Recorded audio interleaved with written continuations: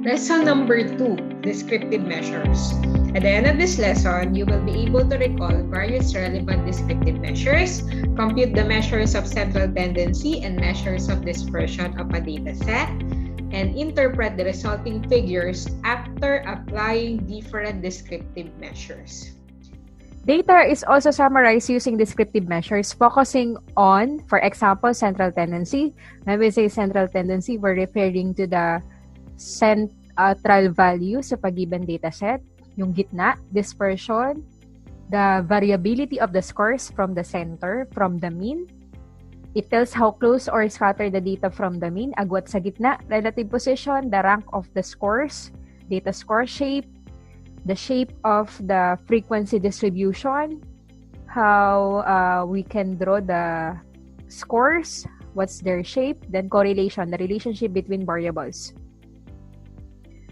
Measures of central tendency. Summary measures that attempt to describe a whole set of data with single values that represent the middle or center of the data set. We have 3 common types of measures of central tendency: the mean, the median, and the mode. When we say the mean, it is the sum of the value of each observation in the data set divided by the number of observations. It is simply called average. When we say average, just add all the numbers, then divided by the given numbers. Then median, it is the midpoint of a data array. So, ihilala mo yung mga scores mo pahalang, then you will arrange from lowest to highest or highest to lowest. Then kukunin mo yung gitna. It can be 1 value or 2 values. But if it appears 2 values, you need to get the average of that middle values. Mode. That is the most frequent occurring value in a data set. It is the value that appears most often in the data. So, yung madalas maulit. Then, weighted mean, additional for measures of central tendency, but it's not a measure of central tendency. It is similar to an ordinary mean, except that instead of each of the data points contributing equally to the final value, some data points contribute more than others. What's the difference between weighted mean and arithmetic mean? Number 1, mean or average is also called arithmetic mean. Arithmetic mean, we're dealing with equally distributed values, while weighted mean, we're dealing with not equally distributed or represented values. So, pag mean, balance ang given scores mo. Pag weighted mean, not balance. Unbalanced scores. Consider the following satisfaction level ratings for 35 people. So, we have here a raw data, not yet organized. Then, each value can be entered in a spreadsheet like MS Excel. So, here is a screenshot of the computation of the measures of central tendency using Excel. So, how are we going to compute this? Let us show this in actual using MS Excel. So, we have here our 35 satisfaction level ratings of people. It's written from cell 1A, A1 to A35. Then, after that, in cell C1 to 35, I arrange them from highest to lowest using this one, sort filter. Then, afterwards, we will compute the mean, median, and mode. How to compute for the mean? Click, press or type equal sign, then type average, then drag the values from A1, cell A1 to cell 35, then click enter. So that's your mean. Then median, click equals, then type median, again, highlight or drag the values from A1 to A35 cells. Click enter. So, that's your median. For mode, type equal sign, then click mode or type mode. Then the formula will appear. Then drag again from A1 cell to A35 cell. Then equals. But if you notice, our mode is not just 9. If you will count the number of 9s here, so let's count 1, 2, 3, 4, 5, 6, 7. It's 7. So that's the maximum number of count for 9. So that's the most frequent value, not just 9, but also 10. Let's count the number of 10. 1, 2, 3, 4, 5, 6, 7. So it appears 7 counts also, and even 12. So we have 3 modes that are 9, 10, and 12. So we have an ungrouped frequency distribution, which is trimodal. Bakit siya trimodal? Kasi tatlo yung numbers na nauulit at same yung kanilang pagkaulit. Next. How are we going to interpret this average? So, paano natin siya interpret? This mean, median, and mode. So, for mean, you can write it like this. The arithmetic mean is equal to 10.43, which means that the average satisfaction level ratings of 35 people is 10.43. I round it off already up to 2 decimal places or to the nearest hundreds. For median, the result is 10. So, we can say that the median is equal to 10. The result of the survey reveals that 17 people recorded satisfaction level ratings higher than 10, and the other 17 people recorded satisfaction level ratings lower than 10.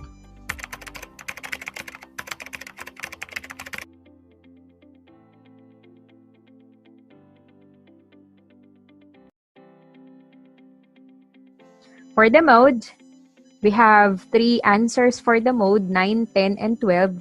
We can say now that the computed ungrouped data presents a trimodal distribution of the satisfaction level ratings of 35 people. The most frequent ratings of the people are 9, 10, and 12. Let's proceed to weighted mean. This is used to find the mean of values of the dataset that are not equally represented. The weighted average can be found by multiplying the value by its corresponding weight and dividing the sum of the products by the sum of their weights. We have this problem. A recent survey of a new cola reported the following percentages of people who like the taste of the cola. Find the weighted mean of the percentages. So if you notice in our table, we have a total of 4,800 respondents from different areas. So we have 3 areas, area 1, 2, and 3. Then the majority of the respondents came from area 2 with 3,000, followed by 1,000 from area 1 and 800 from area 3. And then in our second column, we have there the rates of people who favored the taste of the new cola. And it was found out that majority of the respondents who preferred or who liked the taste of the cola came from area 3 with 50%. But we just have 800 respondents from that area. So 50% of 800 is 400. Then 40% came from or liked the taste of the new cola from area 1 with 1,000 respondents. So 40% of 1,000 is 400. Then, 30% of the respondents from area 2 like the taste of the cola. So, 30% of 3,000 is 900. So, all in all, 900 plus 400, 1,300. Then, plus 400 again, 1,700. Then, as we compute the weighted mean, here is our result. So the weighted mean, the formula is weighted mean is equal to the summation of weights times the number of respondents from each area divided by the sigma or total weights, the sum of all the rates. Then, as you perform the formula, you found out that 1,416.67 estimated as 1,417 like the taste of the new cola from the 3 areas with a total of 4,800 respondents. That's it. Another example of weighted mean, we have here 5-point Likert scale, wherein 5 is the highest, excellent, 4 very good, 3 good, 2 fair, 1 poor. The title of our research paper, for example, factors affecting customer satisfaction in the fast food chain, wherein I have here 5 factors, indicators, or predictors, which are taste, price, service, texture, environment. And then we have there the scale, 1 to 5, then the total, then the weighted mean, then the interpretation. And at the bottom, the grand mean or total mean, as we get the average of all the weighted means from the 5 factors provided. So how are we going to perform this using Excel? So in Excel, in here, I just use taste, price, and service as my example. We have a total of 50 respondents. Let's say, for example, for taste, out of 50 respondents, 40 answered 1 with an interpretation of poor. So, hindi okay yung taste ng mga pagkain sa fast food. Then, 5 answered 2, fair. Then, 3 answered good. 2 answered very good. And no one answered excellent. With a total of 50 respondents. Then, per price, majority answered poor with 30 respondents who answered 1. And even service, majority answered poor with 45 respondents. So it means that's the meaning of weighted mean, wherein the data or the scores are not equally distributed. Kasi more likely our scores are compressing at the left side. Dun sila sa mabababa. Or negative feedback or response. How are we going to compute the weighted mean? So click, type equals, click this cell, B2. First, open parentheses, click this cell, B2, times the answer scale of 1, then plus, click this cell, C2, times the scale of 2. All the scales are fixed, constants, then plus 3, times who answered 3 plus E2 cell times 4, then plus no one answered 5 for the taste. Click F2 cell times 5. Close parentheses, then divided by the total number of respondents, which is 50. Yan. So the weighted mean for that taste, for the taste is 1.34. So, drag it downward. So, as you interpret the result means, look at the interpretation or description at the bottom. So, 1.34 means, as you round up to the nearest whole number, that's 1. Equivalent is 4. Poor. Also, the rest, poor interpretation. Poor. Then, to get the grand mean, just get the average of all the weighted means. So, click, type average, then drag all the values. That's the grand mean. So, as you interpret again, the interpretation is poor.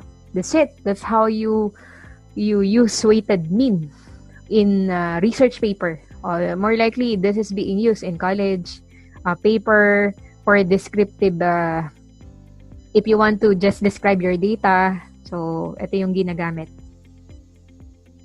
Next. Let's proceed to another measures, common measures for descriptive measures in statistics, which is measures of dispersion or variability. It tells how much the observations spread out from the mean. The higher the variability, the more dispersed are the observation. The lower it is, the more consistent are the observation. So, it means sa Tagalog, pag mas malaki yung na-compute mo na value para sa variance or standard deviation, kasi they are the common types of the measures of dispersion, it means na mas spread sa gitna, sa mean, sa average yung mga scores. The smaller the value you computed for the variance standard deviations or for measure of dispersion, it means that the data are more close from the mean. Pag mas malaki na compute na value, mas magkakalayo sa gitna. Pag mas maliit nyo na compute na value, mas magkakalapit sila sa gitna. So, mas nagko-compress sila pag lumiliit yung value ng variance. So we have three common types of variance that are the range, the standard deviation, and the variance itself. So when we say the range, that is just the difference between the highest and the lowest values in a set. So agwat ng mataas sa mababa. Yun that already in frequency distribution. Then in standard deviation, it tells how close or scattered the data from the mean. So here is our formula. And to compute for the variance, we will just square the answer in standard deviation. Using the data on satisfaction level ratings for 35 people above or below, the following screenshot shows the range, the standard deviation, and the variance. So ayan. How are you going to compute the range, standard deviation, variance in MS Excel? Here, let's first get the highest score. Type equals, then type max. Click the formula. Drag your data from A1, cell A1 to cell 35. Then click enter. Then for lowest score, type equals, type mean. Click the formula. Drag your data scores from A1 to A35 again.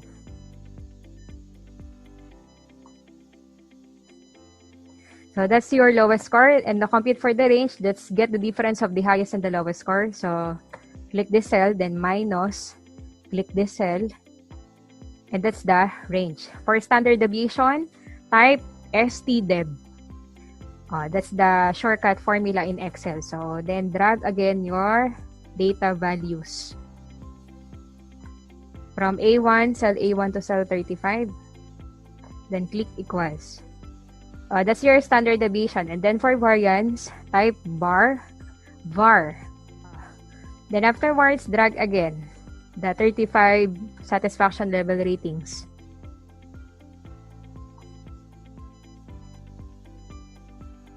So we finally have all our answers for measures of dispersion. So the range is 7, the standard deviation is 1.93, and the variance is 3.72. Turning back to our screenshot Excel, so here are all the answers. So how to interpret the standard deviation?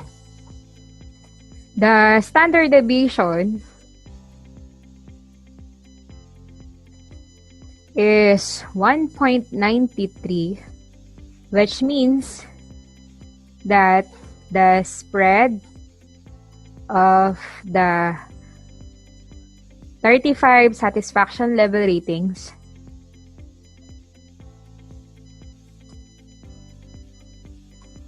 is 1.93.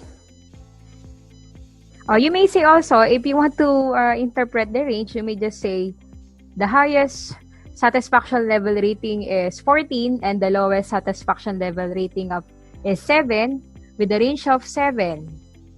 That's it. And also, you will not explain anymore the variance because we know variance and standard deviations are related to each other. Variance is computed by just squaring the standard deviation. So, standard deviation and variance referring to the homogeneity of the scores from the mean. The more homogeneous it is, the more the data are close from the mean. Or if it is heterogeneous, or it's scattered from the mean, so you will get larger value. So that's the concept of measures of dispersion and variability. You also call that variation. Thank you, class. I hope you understand this. So study well. Good luck. Review.